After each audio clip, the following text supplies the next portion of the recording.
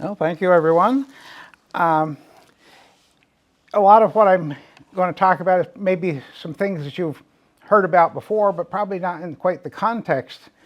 That yeah, there's all these nice old buildings and houses and so on around the flats, but you don't really realize it driving through there today. Back in the well, from the at least the mid 1800s up and through the mid 1900s, what a vibrant commercial area it was. Because especially early on, like if you were to go into Burlington for something, it was an all-day trip with a horse and wagon. You didn't just run down to the store and get something. So you needed all of the whatever things you might need to be available locally. And speaking of going somewhere, one of the first things, of course, you needed was some way to get around. This you probably would recognize the former Waters Library up in the flats. This is the same area a little earlier on. One of the things that you needed to get around, you had to have a wagon and horses and harnesses and all wheelwrights and all kinds of things to enable you to be able to move around. And this was a blacksmith shop, right beside the street light there. For many years, this was Samuel Bliss's blacksmith shop, opened about 1847, and he also was a carriage maker, because you had to have the carriage to go with it. And it closed in about 1930, but there were several owners between his opening it and that time, and the library was built in 1933 on the same spot. There was another blacksmith shop at what's today 441 Route 15, operated for about 38 years by a man named Hazen Colgrove. This would be up at the other end of the flats, about across from where Meadow Lane is today. And that was really a little bit more than just like your typical blacksmith shop like this. It was more, I think, today what you'd call actually a machine shop. They had power tools in there powered by a steam engine. In addition to the blacksmithing work, they also had a cider press there. So this time of year, they'd been making cider, and also did wheelwrighting work. There was another blacksmith shop over on Park Street, Pearly King. Across from the park on 15, there was a wheelwright shop in the 1850s. Now we're over on Park Street, and what we're going to talk about right now is this little building here. That was a harness shop, because if you had the horse and buggy, you needed some way to hook them together. You had to have the harness. And so that was there about 1860s and 1870s, and then later that got turned into a blacksmith shop with Will Gaines. Then, by the early 1900s, 1910 or so, automobiles started coming along. And so we're at the end of Park Street looking across onto Route 15. You can see what was the former Underhill garage here. This is the same area, so this is like Kintner Chiropractic, the same house, but these buildings over here actually burned in 1915. That was the home of Levi Metcalf, and on the right, the little building you can just see there, was Fred King's barber shop. And so that was burned in 1915, and so in 1918, that was when the garage was built. Automobiles were coming along enough to that point, so there was a business enough to require a garage. Established by Edwin Irish and Max Bogue, by the 1925, Albert and Madeline Williams operated a Chevrolet agency there, car dealership, in other words. 1927, it was purchased by Max Bogue and Elwood Clark, and in 1938 became an international dealership, and what many of you would know today is Clark's Truck Center, which moved in the 1986 down onto Route 15 near the corner of Brown's Trace. This is up at the other end of the flats. This was a Texaco station owned originated by Fred Seymour in 1949. By the late 1960s, Paul Ward ran it for a while, and Alan Bolio, and lastly Ted and Jeff Alexander. But of course, even with the difficulty in traveling compared to today, people still did travel. And so of course you needed somewhere to stay. I mean, you think, how far can you go in a day with a horse and wagon? If you're traveling any distance, it was over a course of several days, and so you had to have somewhere to stop. So one of the places would have been, well, I'm getting a little ahead of my story here. One of the earliest places around the flats was actually a building on the corner of Route 15 and the Raceway, across from where Jericho Market is today. It's on the northwest corner, just kind of a nondescript apartments, doesn't look like much.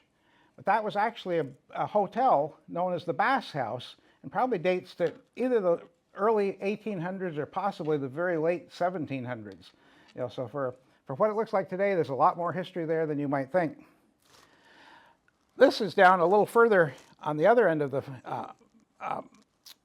flats in the Riverside area, at 351 Route 15. And this was what was in that spot. This was known as the Bostwick House. Arthur Bostwick built this about 1802, and as time went on, in 1843, his daughter Sally married Rufus Brown, and they took over operation of the hotel. And travelers had the option of traveling with a stagecoach. Somewhere before 1827, there was a Mr. Burroughs that drove a stage from Essex up through Underhill to Johnson. And by 1829, Roswell Butler from Essex was driving the nice yellow Concord coaches. They're drawn by 4 horses, went up as far as Stansted, Quebec. And in wintertime, covered sleighs replaced the wheeled coaches. By the 1860s, stages were running twice a day from Essex to the halfway house up on Mount Mansfield, stopping at the Bostwick House on the way for meals. Gary, sorry about it. Could you sort of make it more clear where was the Bostwick House specifically? Can you back up 2 slides? Right there, yeah. Which is basically on the west side of Route 15 across from Dickinson Street. Oh,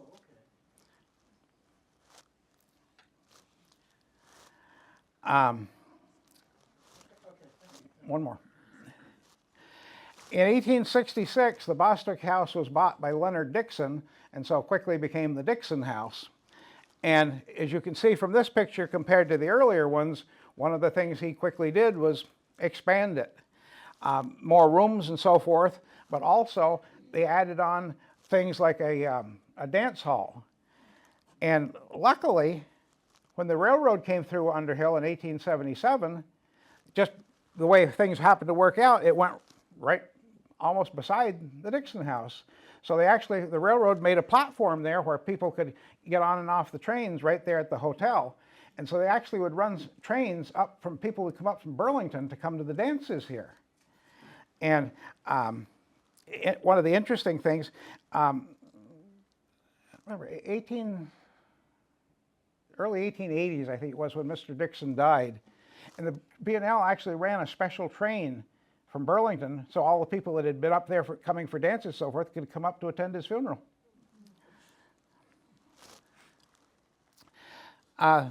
This photo here, I should have got a newer one. This is actually a little historic in itself. I'm sure most of you know where Poorhouse Pies is, up at the other end of the flats. It had been the Flower Shop Bakery in about 2003, Countryside Florist in 1985, and so forth. But it started out as the Underhill Post Office. And this is a picture of when it was dedicated in November 1960. But if we go back a little further, this is what was on that same spot. This was the Custer House, established about 1887 by a man named Thaddeus Whipple, who had previously run the American House in Cambridge. And while he was in Cambridge, he also was a gun maker. And I know there's a couple of museums around that actually have some of his firearms in their collections. There's no record that he ever made any once he'd come to Underhill. And in 1898, he sold out to Ira Lincoln, who had worked for him at the hotel. And while Ira owned it, in 1914, it burned. And the lot from that time sat empty until 1960 when they built the post office there. So as a kid, it was just an empty lot. But you didn't realize the history that had been behind it.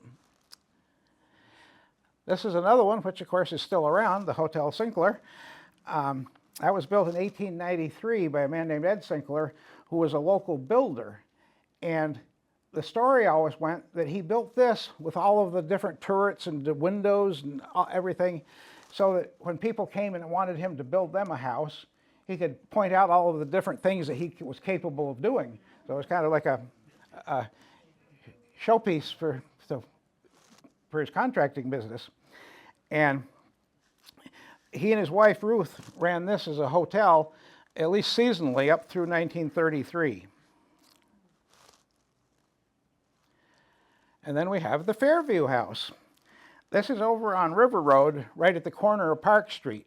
And the house itself hasn't changed too awful much. That's still there. The barn, unfortunately, has been changed, a different barn. That was established by Frank Jackson about 1900, but Thomas and Carrie Bruce bought it about 1905 and operated it for a number of years. And one of the things that was popular at that time for people, tourists to come, could come in on the train from somewhere, or even, for out-of-staters, and stay in some local place and maybe go hiking up on the mountain for a day or two and so on. And so this was a popular stop for that sort of activities.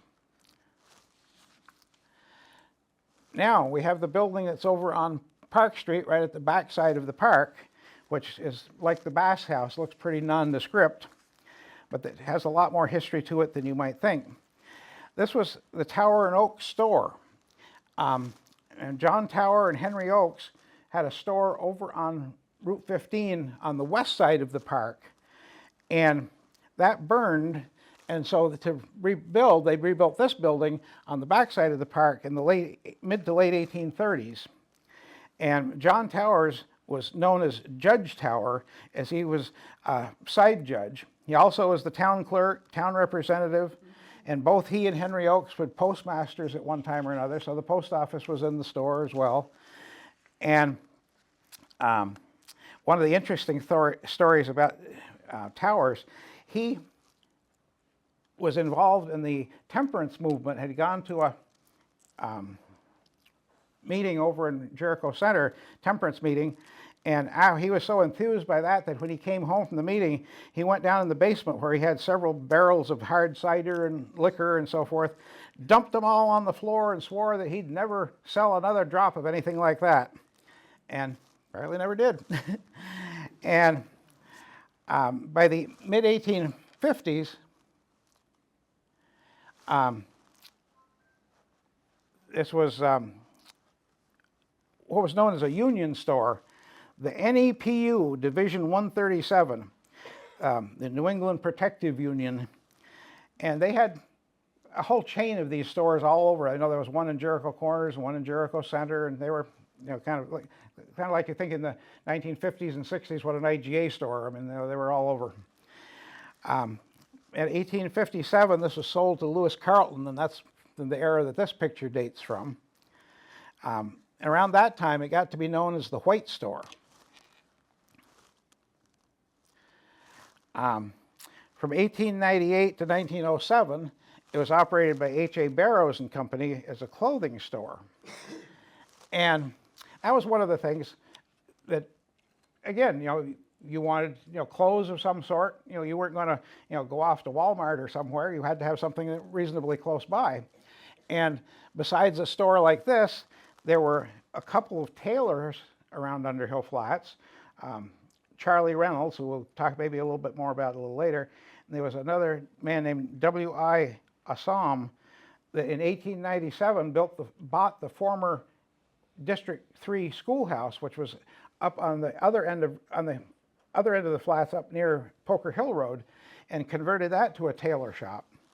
Meanwhile, for the women, there was a lot more activity there. There was 1, 2, 3, 4, probably about 10 or 12 millinery shops around the flats.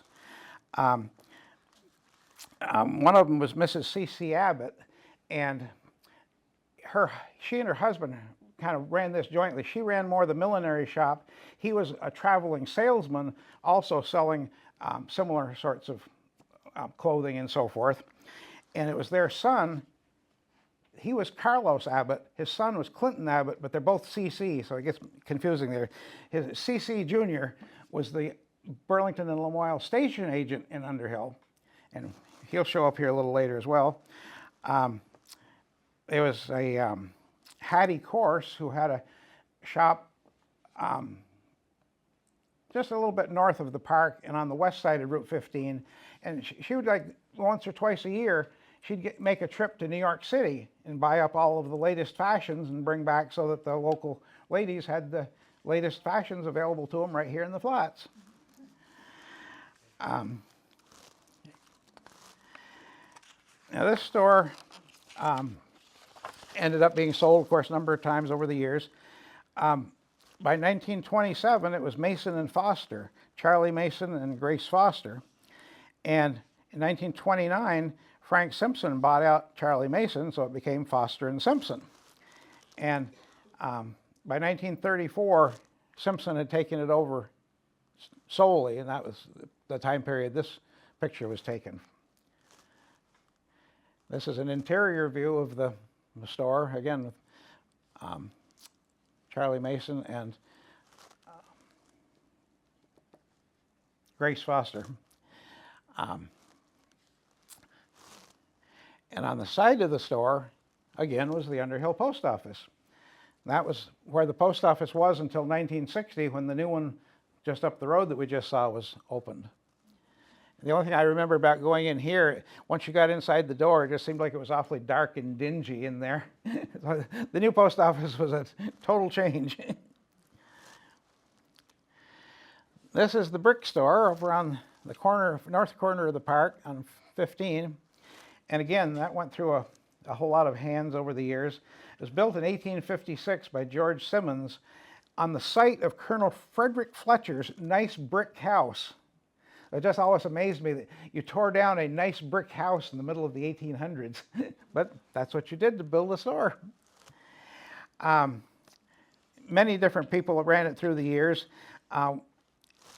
L.F. Terrell and his son George were in there from 1883 to 1898, and it was a true general store. They sold groceries and dry goods, meal, feed, bran, middlings, newspapers, magazines, sewing machines, silverware, jewelry, house flour from down at Chittenden Mills in Jericho. They bought and sold butter. The post office was in there for a time.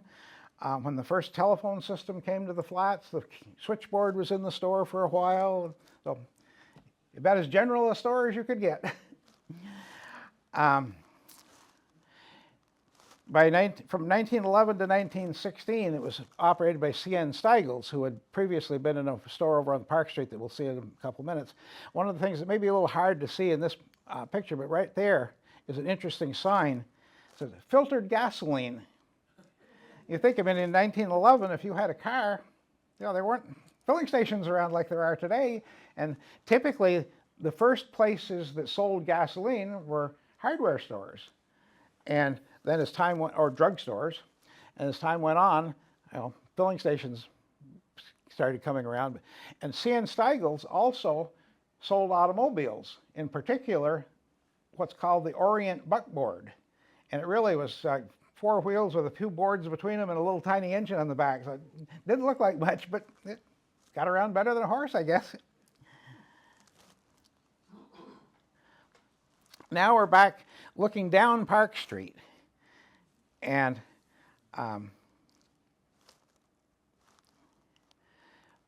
by 1907 to 1927 was owned by L.C. Fowler. And if you, so this was his store, but if you see right there, there's a little building there. We'll talk more about, you'll see a better picture of that in a minute. That was L.C. Fowler's warehouse. That was over beside the railroad tracks, which we'll talk a little more about the railroad as well. And so he could either ship out or get incoming goods in his warehouse and then bring them over to the store as needed. And he was running the brick store as well at the same time. So he's got the groceries and so forth in the brick store, dry goods in the other store, and then the warehouse down on Park Street. And there's the warehouse. And the railroad tracks are going kind of across here right in front of the warehouse.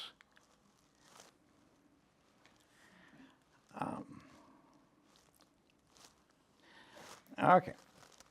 Now, this is kind of a zoomed in version of a bird's eye view of the flats. And this building right here is what today you would know as Jacob's store. You see the locomotive here, the train just going across the Park Street. And you've got some other buildings in here. And the store itself was built in 1887 by a man named Homer Thompson. And he was quite the entrepreneur in the flats. He built the store. He also built a mill. He had a blacksmith shop, ran a tin shop. I was figuring a lot of things.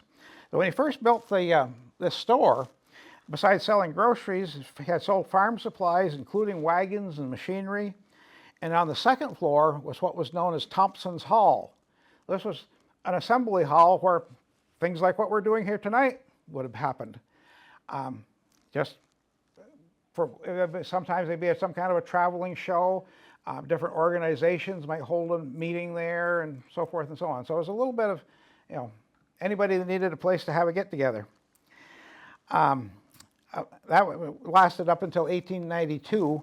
By that time, the GAR Hall, which we'll talk about a little more, had been built, and so they were using that more for the assemblies, and so the upper floor of the store was converted to living quarters for the storekeeper.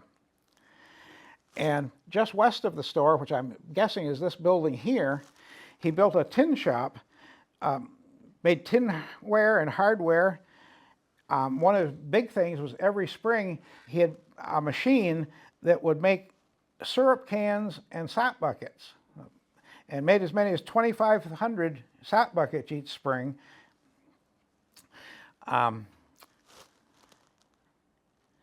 He died in April of 1895. His estate operated the store for another 4 years, but by 1902, it was operated by C.N. Steigels. And you can see the sign on the top here. And you notice the one-story porch here. But while Steigels was operating it, he built on a porch on the second floor. So that's where that came to be. And then eventually he sold out in 1911, moved over to the brick store. And so then it became Brown and Nay for a time.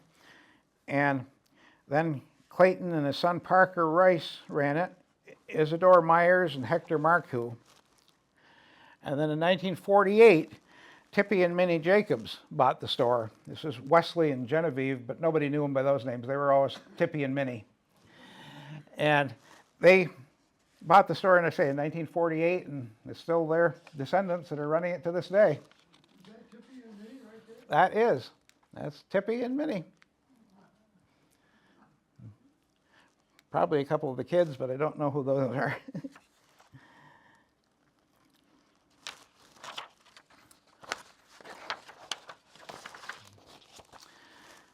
This is, again, the same store, and this building over here is what's known as the Gallup Block.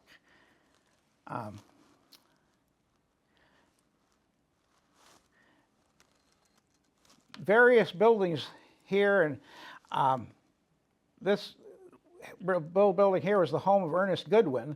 And say we think this was the tin shop that Thompson had, and then this is 5 years later. You can still see Goodwin's house here, but this building is gone, and here's a different building here.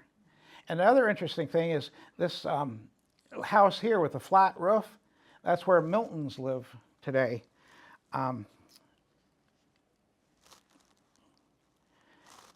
And so now this is back looking at the same view we had a couple slides ago. So you're still looking at the Jacob's store. Here's the L.C. Fowler's warehouse. This is the Underhill Mill, which we'll talk about a little bit more in a minute. Back to Ernest Goodwin's house. And this was E.J. Gallup's tin shop. And this is the same spot after the Goodwin's house was replaced with the Gallup block. And you still see the tin shop building hiding in the background. And again, this is the other view of it. And you can see it again, Milton's house here with a flat roof. And here's Milton's house again after the peaked roof is put on like it is today. And this is E.J. Gallup and his wife Annie. No,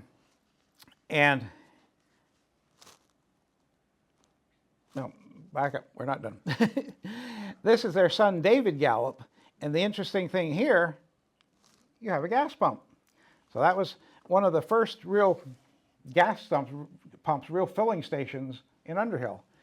And they would bring gasoline in a tanker on a tank on the back of a wagon, horse-drawn, and fill a tank there. And then they could, typically you'd pump, this pump looks a little different. Most of these, you had a glass globe on the top. You'd pump the gasoline up in and measure it, and then it would just drop by gravity into your car. Dave Gallup here, I say he carried on the tinware business that his father had started. But you get into by the even the 1950s and especially 1960s, the bigger hardware stores were coming along. Of course, people, you had paved roads and modern automobiles and so forth, so you could, run down to Essex if you needed hardware and so forth. And so the business at his hardware store was kind of getting slim. And so David went back to his talents as a tinsmith and started making copper dippers and copper lamps. And those found a big market for a number of years. He had a big business making those. So now we're looking back the other way. Again, this is what's today Jacob's store. This is when Parker Rice ran it. And this was a nationwide store. And that was, again, another chain like IGA that is long gone now, but those were common around most little villages. And this is, by this time, Foster's Mill. And here's a good picture of the mill itself.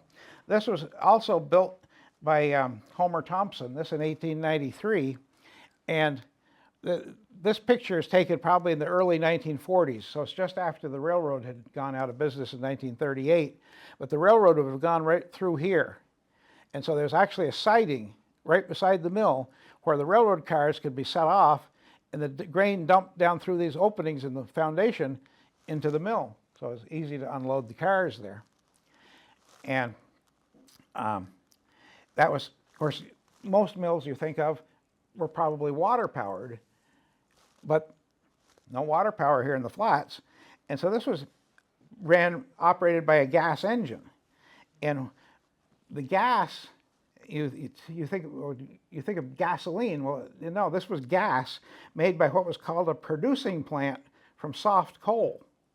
So they made this gas from the soft coal, which then powered the gas engine. From about 1900 to 1911, operated by L.H. Pendleton, and from 1911 through 1938 by Jasper Foster. It was his sister, Grace Foster, that owned the Foster and Simpson store over on the corner. And he lived in this house. You can see through the trees here. After 1938, the mill was bought by E.W. Bailey Company from Montpelier. And at that time, they were going around the countryside buying up all of the small mills and either taking over the operation of them or closing them down, basically to eliminate their competition. So at the same time they bought this mill, they bought the Waterbury Feed Company mill in Waterbury, they bought Chittenden Mills in Jericho and so forth. All of them ran for a little while. This one was operated until 1946. No, until 1950. Jasper Foster continued operating it until 46, and then it was ran by Ken Buxton until 1950 when it was finally closed, and it was taken down in 1952. This is back over on Route 15, just about across from the park, maybe one house south of there. This was the home of Dr. Arthur Burdick, and he was born in Underhill in 1828, had apprenticed for 3 years with Luther Macumber as a carpenter, and once he'd learned the trade in 1849, went to California during the gold rush, but he made his money by building buildings and equipment for the miners, instead of prospecting. Returned to Underhill in 1852, and then went to UVM Medical School and became a doctor, graduated in 1858. Opened a practice in Underhill, but in 1859 went back to school in New York City for a year, and then come back to Underhill and resumed his medical practice here in the Flats. Started out in a section of his house, but as time went on, he also operated a drugstore in the house.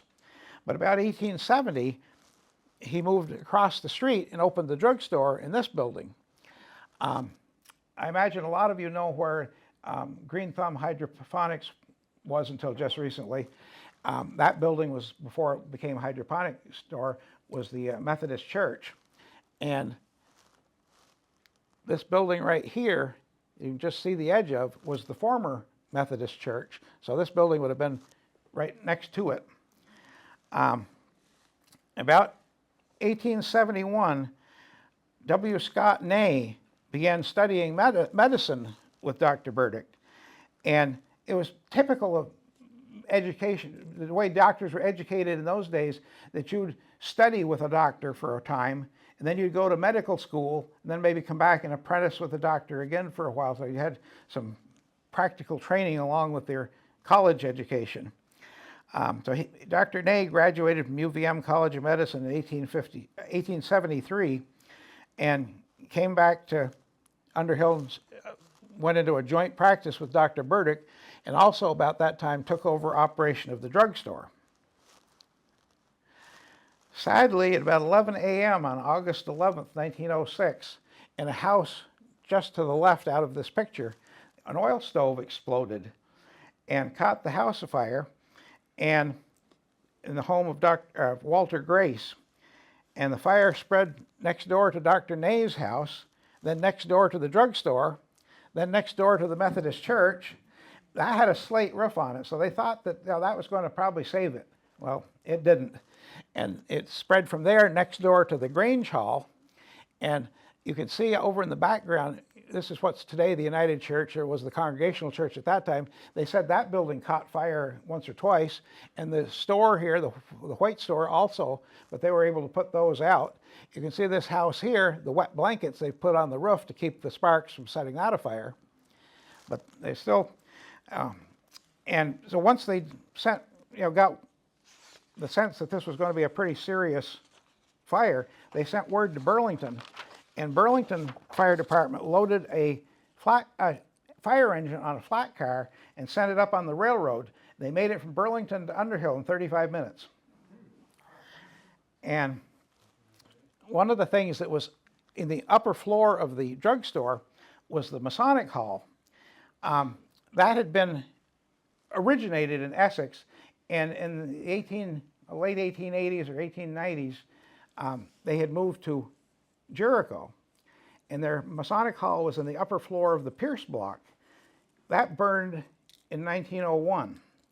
So after that got burned out there, they moved to Dr. Ney's drugstore, had their meeting hall in the upstairs of the drugstore.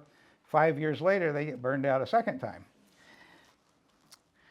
But Dr. Ney soon rebuilt the drugstore, and the Masonic headquarters were in the upper floor of the drugstore. And the Methodists soon built the new church, the building that's there now. And you can just see through the trees here, there's a little building right there. That had been the former Congregational Chapel. And in the 1880s, the Congregationalists built the church parlors on the back of their church, and so they no longer needed that building. And so it was sold and used by, I know Amos Humphrey had his cobbler shop in there for a time, and I think the library was in there for a short time, and just a variety of different things. Maybe it seems like the post office was there as well.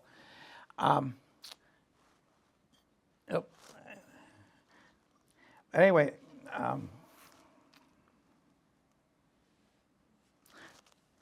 there's a picture I should have put in here, and maybe I didn't. But so let me back up one if you could.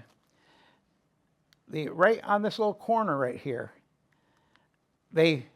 after the new congregational church was built, they moved that building over, and it's still today. It's right there on that corner beside there, and that was the parish hall for the Methodists. And then once Green Thumb took it over, it became their office. And between that and the corner, there was room enough there for two buildings. There also was a little building there that was the first actual fire station that the Underhill Fire Department had. Okay, now we're over on Park Street in front of Jacobs looking back toward Route 15. And this building on the right here is what's known as the Neely Block. This is what it would have looked like shortly after it was built. Elbridge Neely had been operating a jewelry store over in Jericho Center since 1892. And 1908, he came to Underhill and built this building. And the little building right beside it was a barber shop. There's a close-up of the barber shop. Frank Ledoux on the left was the barber, and Mike McMahon is on the right. In 1915, they rebuilt the Neely Block, so this building was incorporated into it, so it all became just one long building. And then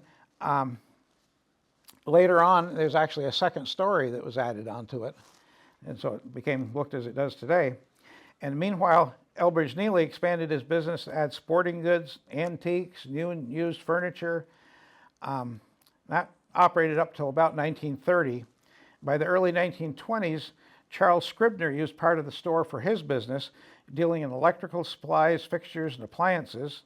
And the two of them jointly operated an insurance business as well. And everything had closed up by the mid-1930s, and the building housed a variety store for a time, which other than knowing what I just told you, I've known nothing more about that, what it was, or who operated it or anything. By the 1950s, a man named Wiley Danforth operated an antique store in there for a time. And by the early 1960s, it was converted to apartments, which it has been ever since. Now we're down on Dickinson Street, so we're on this left side would be where Jericho Market is today. And you're looking out toward River Road and on toward Underhill Center. You see a little bit of the mountain there in the background. And you see the little sign right here. That was the sign to warn people because the railroad tracks went right across here. And what that says is look out for the engine. So on the left is the steam mill.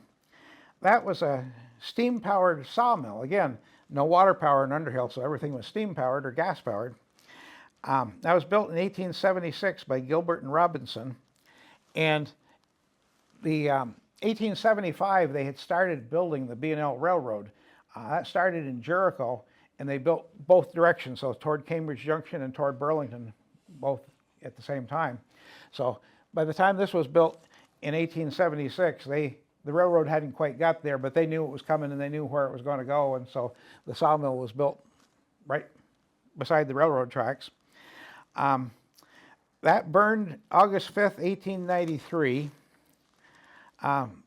Darius Knight and George Terrell rebuilt it, back in operation by February of 1894. This was a time when they were logging off the side of Mount Mansfield, and so that was where most of the wood was coming from. There'd be as many as 40 loads of logs a day coming into the mill. September 1894, the mill burned for a second time. But it was rebuilt and rerunning again by the end of October that year. And by 1897, Darius Knight was running it on his own. And this is looking from kind of, in back of Jacob's store, somewhere in that area, looking back. So here's the steam mill, and you can see these houses along here are along on Route 15. So those houses are still there. You can also see the railroad car sitting here because the tracks were coming right through here. And as the note on the photo says, 3 acres of logs. So this is where the logs were coming in from Mount Mansfield and being piled up there at the mill, and you see the sawn lumber that was piled up there as well. They were, by this time, there was about 2 million feet of logs in the mill yard. And then in 1910, the mill was purchased by a man named Harmon Howard, and April 4th, 1912, he was working in the mill, and his foot was crushed between a log and the saw carriage and had to be amputated. That was on April 4th. May 20th, the mill burned again for the 3rd time. But again, it was rebuilt. And as you can see here, you can see the railroad flat car right there in the middle of the mill yard, and they're loading the lumber onto it. So this made a very easy way. They could get all of the logs off from the side of Mount Mansfield, saw them here, ship them out on the railroad to wherever they needed to go to from there. And this was, at that time, one of the biggest sawmills in northern Vermont. A lot of different people had their finger in it, one of which was Urban Woodbury, who had been governor of Vermont at one time and was involved in one of the lumber companies in Burlington who had an interest in this mill. And of course, he also was the one that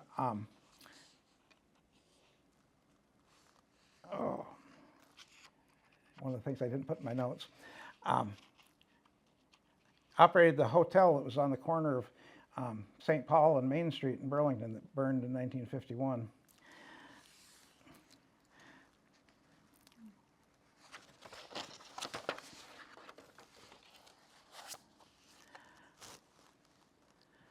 This was a little later on, one of the ways that logs got to the mill.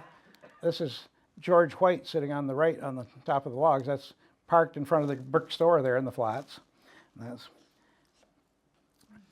And in the wintertime, when they're bringing most of these logs to the mill, when the snow on the ground and easier sledding, teams were coming from as far away as Burlington to help drawing the logs.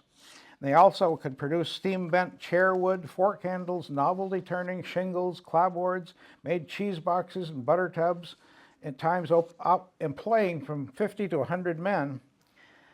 By the 1920s, the mill was sold to Buell Irish and Lynn Moulton, later to Alson Sweenear and his son-in-law Howard Stufflebeam, and closed in the late 1930s.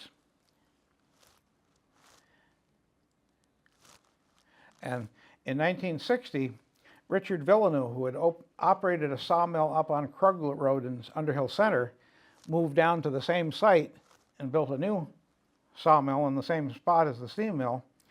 And in 1967, built another new mill, which sawed logs, instead of the normal circular saw, sawed logs using a bandsaw, which was a pretty novel thing at the time. So now we're back in the side yard of Dr. Burdick's house, looking across the park. So there's the park. You barely see the brick store in the corner here through the trees. You can see the spire, anyway, of the Congregational Church. And this building on the side here is what was the Grange Hall that had been built originally as a store, and by J.B. Wilbur. It was called the Underhill Cash Store. And in the basement of it, there was a couple, Whipple and Burroughs, that operated a meat market. This was the picture I was looking for earlier. I had it in a different place. So after the fire in 1906, they rebuilt the Methodist Church, moved the former Congregational Chapel over and used that as the Methodist Parish Hall. And here's the first Underhill Fire Station. Before that, the Underhill Jericho Fire Department, which really started out as Underhill, because it started out in 1913 as nothing more than a chemical tank on 2 wheels. And what's now the United Church of Underhill Parsonage on Park Street, that was a farm, even though it's right in the village, and there was a big cow barn there, and there was a little shed on the end of that cow barn where they kept this little cart with the chemical tank. And so anytime there was a fire around the village, a couple of men would grab a hold of this cart and just wheel it to wherever the fire was. So if you had a fire in Jericho or somewhere, it was of no use. I mean, you couldn't get it there. But eventually, late teens, they bought a Model T truck and outfitted that as a fire truck. And we were looking a few minutes ago at the Neely block. There was a garage door in the middle of the Neely block, and they kept the fire truck in there for a time. But by the 1930s, Elbridge Neely needed the space in his store for other things, and so that's when the fire department built this building here. And after the new fire station was built up on Route 15 in 1952, they moved out of this building, so this was just sitting there. So this building was actually moved over across the street and just used as a house, as a garage, until literally this last summer when it was disassembled, and the fire department has got it under storage now, and they're hoping to reassemble it as a historic site.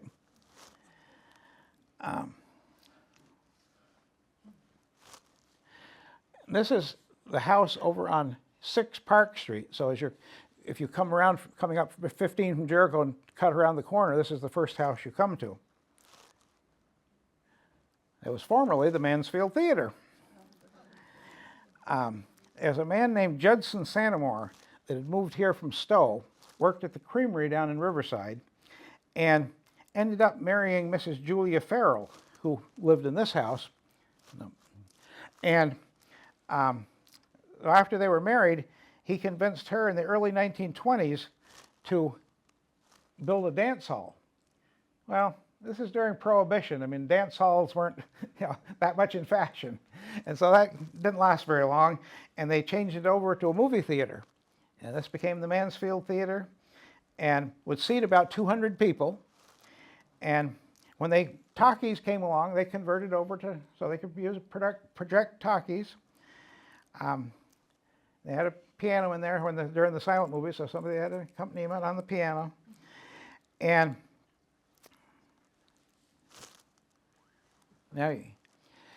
so this is the next house up the street. This was, you spoke earlier about Pearlie King had a blacksmith shop on Park Street. Well, this was his house, this was in the back of it. And Alice was his wife, and she was the switchboard operator. And the switchboard, back in the early days, moved around several places. So it started out over in the brick store, and then it was in Dr. Nay's drugstore for a while, and then it moved over into Mrs. Farrell's house that we just saw there a moment ago, where the movie theater was. And while it was still in the Dr. Nay's drugstore, Alice King started working for the telephone company as an operator in 1914. And so when it moved over to Mrs. Farrell's house, Alice King moved along with the switchboard.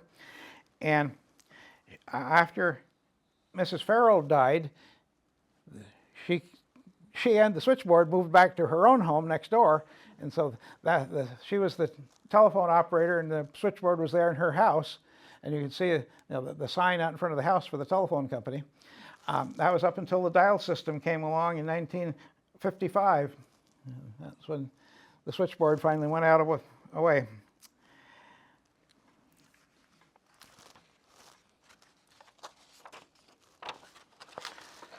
So as I mentioned, the B&L Railroad started construction in 1875, and it was finally completed from Burlington to Cambridge Junction in 1877.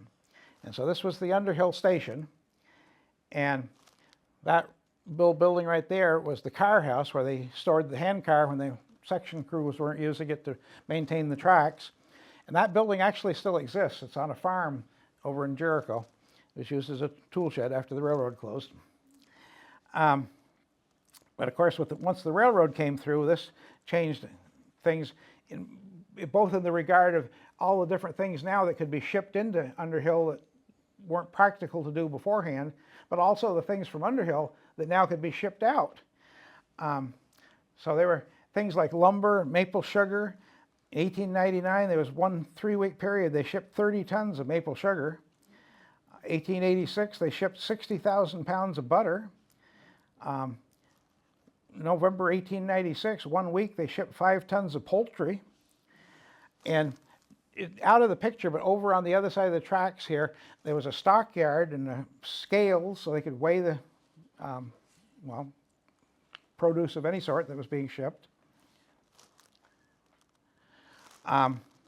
Another big item that was shipped on the B&L was potatoes. Underhill was a very big potato growing area.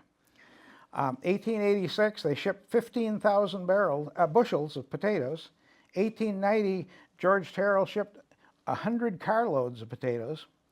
1893, 3,140 bushels were loaded in 2 days, and there were 23 teams lined up waiting to unload their potatoes into the railroad cars. But by the 1930s, trucks were taking over business, and between the trucks taking away the freight shipping and the Vermont Transit buses were running up through here by then and taking away the passenger business. And so this is Effie's Lunch and Bus Terminal, which you can see this is Underhill Garage. That building is still there. Right next to it is just kind of an empty parking lot today. That's where Effie's was. And you remember across the road, the brick store was run by the Terrells. Well, Effie was a daughter of one of the Terrells. She was Effie Terrells. She married Charlie Reynolds, and by the 1920s, she was running the Underhill Millinery Parlors in here, one of the millinery shops for the ladies. Her husband, Charlie, was a tailor, and so in the back of the house, he had his tailor shop. And in addition to that, across the road in the house that's next to the brick store, at that time was where the post office was located. And so one of Charlie's jobs was to have a little hand truck that he'd go over and meet the train, drop off the mail from the post office, and pick up whatever came in on the train to bring back over to the post office. And as the buses took over more, this also, Effie had a little bit of a lunchroom here. That expanded, and also this became the bus terminal for Underhill. And after 1954, Effie died, and Elwood Clark, who was running Underhill Garage at that point, bought her house, tore it down, and used that spot, as you see it today, for a parking lot, because by that time his truck dealership had expanded to the point where all up and down Route 15 there were trucks parked beside the road. There was just no other room to park them. And so he made a parking lot where he had a place to get his vehicles off the road. And beside the businesses themselves, there were several fraternal organizations in Underhill. One of the more prominent ones was the GAR. And that had been formed in 1883, the post in Underhill, L.H. Bostwick, post number 69. And they met in the Academy building. What, if you remember it at all today, you might remember is where the building up and a little further up the road in the flats where the Green Mountain Foam was located for years. That had previously been the Underhill High School, well, Underhill ID School, the Underhill High School, the Underhill Academy, and so on and so forth, back into the mid-1800s. And at one point in the 1880s, there was some room in there that wasn't otherwise being used, and so the GAR held their meetings there. But they wanted a building of their own. They were kind of sick of meeting in just some little building somewhere. And so in 1889, they finally had a piece of land donated to them at the end of what today you know as GAR Place. And in, I believe it was in June of 1889, they started building the building, and by October it was completed, and they had the dedication ceremony there. And that became a meeting place not just for the GAR, but for all kinds of, other social organizations around town and traveling shows, and what have you, besides just the GAR, and that is what I say took over from Thompson's Hall. And on the first floor there was a dining room. On the second floor was a large auditorium. This is a picture of the second floor not too long after it was built. And because they after a few years they remodeled, and across the front of here they actually built a stage, and that was what was there for the rest of its time.